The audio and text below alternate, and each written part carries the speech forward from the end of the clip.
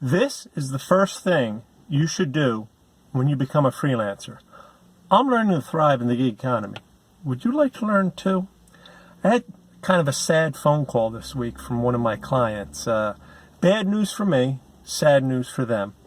They the editor called and told me that they were ending editorial content on their website, and so they wouldn't need my freelance work anymore, which was kind of a sad thing because they were a very steady client, and I had a steady amount of money every month. It was a nice base to work off of, and I enjoyed working with them. They were good people. I enjoyed working with them.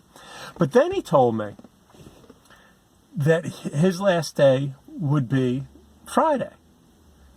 So he's out of a full-time job. I mean, I've lost a slither of my revenue, and that's sad. That's bad.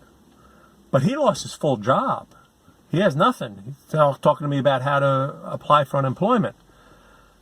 And I thought that's really crushing, you know. And he said part of why he thought he might have lost his position is that he was so focused on being a journalist. He's a reporter at heart, and he wasn't very much into social media or that stuff. He wants to be a journalist. And I told him, I said, here's my advice till you get a new job. If you're going to do freelance, you got to change your attitude. That's the first thing you want to do when you become a freelancer, is stop thinking inside a box. Stop calling yourself a journalist or whatever you're used to using as a title. Instead, what you've got to do is you've got to think about the services you provide and think of it that way, because that's more expansive. So, for instance, I could have thought of myself as a journalist or a writer or an editor. That's true. But you know, I get more business by thinking of myself as someone who helps other people communicate. That's what I do. Doesn't matter whether it's an article for a website or a newspaper or a publication, or a blog post for their blog, or something on LinkedIn, or a press release. All I'm doing is helping people communicate. And you know, when you have that attitude, then when somebody says, hey, do you do this? Or, hey, do you do that? Your attitude is, of course, it's communication. So I can do public speaking. I coach people on public speaking. I had a client last week say, hey, can you help my child with some college essays?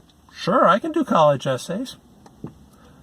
But if you have an attitude of, I am this particular title, that's what I do, you're going to miss those opportunities that come up because you're so focused on being that one particular thing. And that's a problem. You know, if you're a graphic designer or graphic artist, shall we say, you're thinking, I'm a graphic designer. But what if somebody says to you, hey, you know, I got this blank wall in my restaurant. I'd really love, could you just design something, put it on the wall, some sort of paint or something, mural? You're going to say, no, I'm a graphic designer. I don't paint walls. I don't design. Yes, you do. Yes, you do. Because you know what? You're an artist. You create art as a graphic designer. You help people see things visually as a graphic designer. See what I mean? If you have the attitude of, I'm going to be expansive, I'm going to offer these services in a very expansive way, instead of going by my title, I'm going to go by what I can do, you're going to have more opportunities. So that's the first thing I would suggest you do when you become a freelancer, is change your attitude.